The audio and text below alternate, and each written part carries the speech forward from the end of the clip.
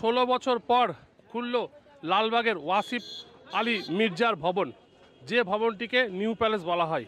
এবং এই new palace ভবন খোলা হলো পর্যটকদের উদ্দেশ্যেই। 1903 সালে ওয়াসিফ আলী মির্জা এই প্যালেসটি নির্মাণ করেছিলেন। তখন থেকেই এই প্যালেসটি খোলা থাকলেও দীর্ঘ 16 বছর বন্ধ ছিল। আনন্দ উপভোগ করছি আমরা, মানে আজকের দিনে খুললো তো, ওই জন্য আরো আনন্দ। কি কি দেখলেন ওপরে? এখানে অনেক কিছু দেখলাম, আয়নাই তো বেশি দেখলাম, প্রচুর আয়না, মানে যে সময় নবাবদের আমলে যে সবগুলো ব্যবহার হতো।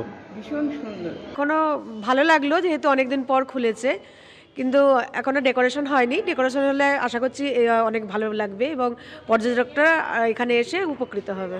মানে এসে দেখছেন যে একটু নবাবী নবাবী লাগছে। হ্যাঁ হ্যাঁ, খুব সেই ফিলিংসটা আসছে, কিন্তু এখনো ঠিক পরিষ্কার পরিচ্ছন্ন এখনো নেই, কিন্তু হয়ে গেলে, সংস্কার হয়ে গেলে আশা করছি সবাই ভালো থাকবে।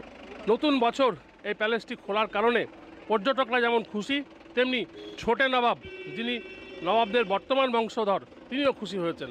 বিল্ডিংটা আমার নানা ছিল, আমার দাদু থাকতো, দাস নবাব বাদশাহ মির্জা। আমরা এখানে খেলাধুলা করেছি, বড়ো হয়েছি। এটা বাদশাহ মঞ্জিল, ওনার নাম ছিল বাদশাহ মির্জা, তো ওনার নামে এই বিল্ডিংয়ের নাম হয়েছে বাদশাহ মঞ্জিল। মুর্শিদাবাদের যে পর্যটন শিল্প, সেটাকে এইবার একটু ত্বরান্বিত করবার জন্য আমরা প্রথমেই আমাদের টার্গেট ছিল যে এবার আমরা ওয়াসিম মঞ্জিলটা খুলব। তো সেই উদ্দেশ্য নিয়েই আমরা আমাদের জেলা প্রশাসন, মাননীয় জেলা শাসক মহোদয়ের অনুমতি নিয়ে আমরা এটাকে খোলার ব্যবস্থা করেছি।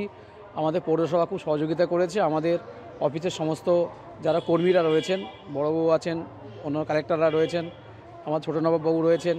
তো আমরা সকলে মিলে চেষ্টা করেছি যে এবার আমরা দর্শকদের কাছে আবার এটা আমরা তুলে ধরবো। ক্যামেরায় অপূর্বর সঙ্গে কল্যাণ, লালবাগ, আমার শহর, কলকাতা টিভি।